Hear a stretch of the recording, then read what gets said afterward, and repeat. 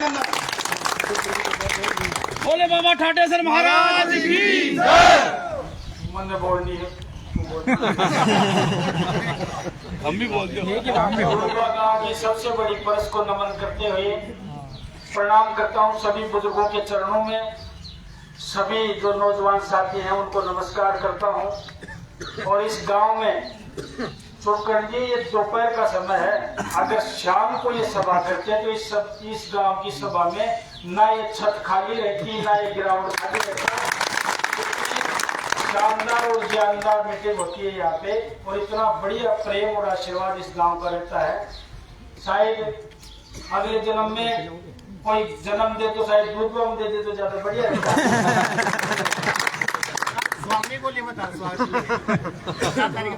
बिल्कुल बिल्कुल बहुत शानदार रहेगा यहाँ का कार्यक्रम। और ये विश्वास लेके जाओ, ये दूधवा के लोग हैं, छल कपट दगाबाजी इनके खून में ही नहीं है। ये जो कहते हैं वो करते हैं। और निश्चित रूप से मैं इतना कह सकता हूँ चौधरी साहब, जितने वोट मुझे मिले उससे दुगने वोट आपको मिले, क्योंकि उस वक्त तो क्षेत्रीय टकराव रहता है, कोई किसी के दबाव में कोई किसी के दबाव में। ये चुनाव किसी के दबाव का चुनाव नहीं है, ये चुनाव पूरे राष्ट्र के मान और सम्मान और गौरव का चुनाव है। और वो मान और सम्मान और गौरव इस देश का कोई बढ़ा सकता है तो उस व्यक्ति का नाम है नरेंद्र मोदी। और नरेंद्र मोदी के नेतृत्व में चुनाव लड़ा जा रहा है। क्योंकि इस वक्त हमारी कोई जाति की, कोई धर्म की, कोई गोद की कोई लड़ाई नहीं है। इस वक्त तो सिर्फ राष्ट्र के निर्माण की लड़ाई है। और मोदी जी ने आपको अपने नुमाइंदे के रूप में, आपके कैंडिडेट के रूप में, आपके प्रत्याशी के रूप में आपको भेजा है। निश्चिंत होकर इस दूधवा ग्राम की तरफ से आप जाएं। दूधवा ग्राम 100% मतदान नरेंद्र मोदी को कमल के फूल पे करेगा।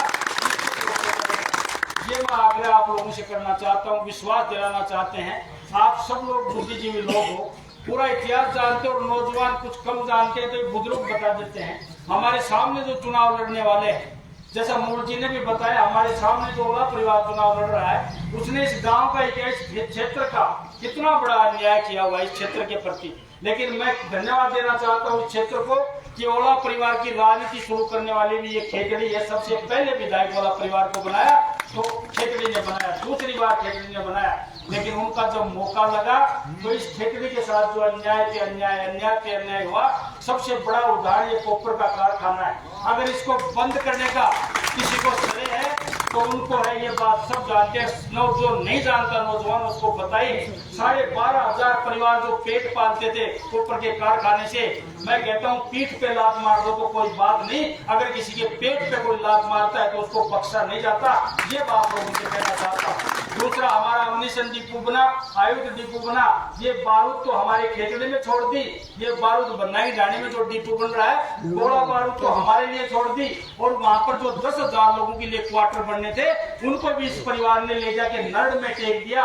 वरना 10,000 फौजी रहते, उनके परिवार रहते तो मैं निवेदन करना चाहता हूँ, 10,000 के पीछे 50,000 लोग हम पेट भरते। कोई छाछ बेचता, कोई दूध बेचता, कोई सब्जी बेचता, कोई किराने की दुकान लगाता, कोई कपड़े की दुकान लगाता, कोई ठेला लगाता, कोई खोमचा लगाता।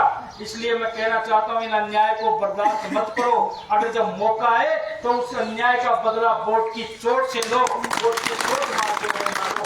और तीसरा सबसे बड़ा झूठ जो कई वर्षों तक बोला गया, 1990 में झूठा पत्थर लगा के ये कहा गया कि हम यमुना का जल ला रहे हैं, शेखावाटी के लिए ला रहे हैं, झुंझुनू के लिए ला रहे हैं। उसके लिए 5 चुनाव लड़े गए यमुना के जल के लिए और चुनाव जीते भी गए। लेकिन मैं धन्यवाद देना चाहता हूँ महानुभावों को, ना चुनाव में के बाद और ना चुनाव के समय पानी 34 साल से नहीं आया। लेकिन हमने चुनाव के टाइम किसी से वादा नहीं किया, किसी से दावा नहीं किया, एक शब्द भी नहीं निकाला कि हम यमुना का पानी लेके आएंगे। लेकिन मैं धन्यवाद देना चाहता हूँ बीजेपी गवर्नमेंट को और बनवारीलाल जी मुख्यमंत्री जी को, बिना बताए, बिना वादे के, बिना दावे के इस कांग्रेस का जो काला कारनामा 34 साल से चल रहा, उस यमुना जल का समझौता करके हरियाणा गवर्नमेंट से और 70 दिन के अंदर उसका रास्ता साफ किया, नहर का रास्ता साफ किया। के लिए धन्यवाद देना चाहता हूँ। हमने ना तो दावा किया था ना वादा किया था, फिर भी पीड़ित को, किसान की मजबूरी को समझा, किसान की दर्द को और पीड़ा को समझा और हमने चुपचाप वो समझौता करके और उसकी डीपीआर बनना चालू हो रही है। मैं ये नहीं कहता कल ही आ जाएगा, चाहे आओ साल में, चाहे आओ 2 साल में, चाहे आओ 3 साल में, क्योंकि बहुत बड़ा प्रोजेक्ट है। 19,500 करोड़ रुपए हमारी गवर्नमेंट दे चुकी है। डीपीआर का काम चल रहा है और निश्चित रूप से शेखावाटी के किसान के लिए जो वर्षों से लंबित योजना थी, उसके लिए यमुना के जल का, पानी का रास्ता साफ होगा, ये विश्वास लेकर आपके बीच में आए और आप लोगों से निवेदन करना चाहते हैं, इस देश को सुरक्षित हाथों में देना सीखो। और आज सबसे मजबूत हाथ अगर किसी के है तो नरेंद्र मोदी के है। आप कौन सी तुलना तो करके देखिए, एक तरफ आप वोट देंगे बीजेपी को तो वो देश जिसकी सीमाएं सुरक्षित है, देश का आम नागरिक सुरक्षित है, किसान सुरक्षित है, युवा सुरक्षित है, नारी सुरक्षित है, सब लोग सुरक्षित हैं। नरेंद्र मोदी जी के हाथों में कमल के फूल पे वोट डालोगे, देश की बागडोर नरेंद्र जी के हाथों में आएगी। अगर कांग्रेस को वोट डालोगे तो उस व्यक्ति के हाथ में आएगी जिससे घर ही नहीं संभलता, ये पूरा देश कैसे संभलेगा। राहुल गांधी को प्रधानमंत्री बनाना चाहते हैं, मुझे तो हद हो गई, कौन वोट देगा। एक तरफ राहुल गांधी को प्रधानमंत्री बनाना चाहते हो, एक तरफ नरेंद्र मोदी प्रधानमंत्री बन रहा है। किसी गांव वाले से चर्चा तो करना, इन दोनों व्यक्तियों की तुलना तो करना। तुलना करोगे तो मैं तो मेरे शब्दों में ये कहता हूँ, दोनों व्यक्तियों में इतना फर्क है, कहाँ जमीन कहाँ आसमान, कहाँ राजा भोज कहाँ गंगू तेली, कहाँ मूछ का बाल कहाँ पूछ का बाल, इतना फर्क है इन लोगों में। करना चाहता हूँ देश का, अगर सुरक्षित देखना चाहते हो देश को तो सुरक्षित हाथों में देना सीखो। आज भारतीय जनता पार्टी विश्व की सबसे मजबूत पार्टी है। कहाँ खड़ा था हमारा देश, ये बातें सबको समझनी होंगी और देश को तरक्की चाहते हो तो इस बात को मानना पड़ेगा।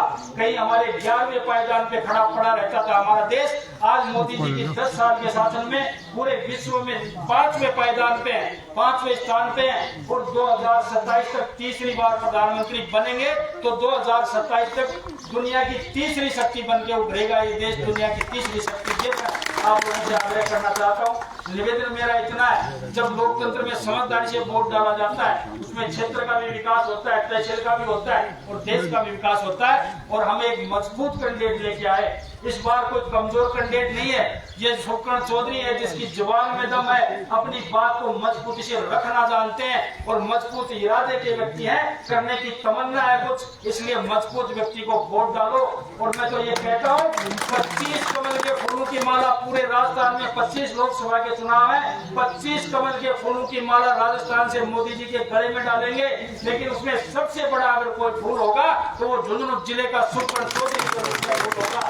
ये व्यवस्था आप लोगों को करनी है।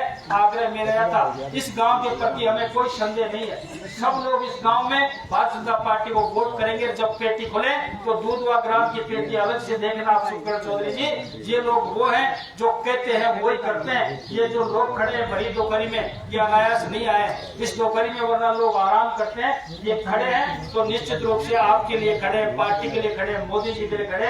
आग्रह मेरा इतना ही था, आपके जैसे भी हैं, 4 महीने हुए चुनाव लड़े, 4 महीने के अंदर आप लोगों के बीच में रहे, ना दिल्ली गए ना जयपुर गए, जितना हो सका जितना अपन पड़ा सुख में दुख में आपके बीच में रहते हैं और 5 साल बीच में रहेंगे।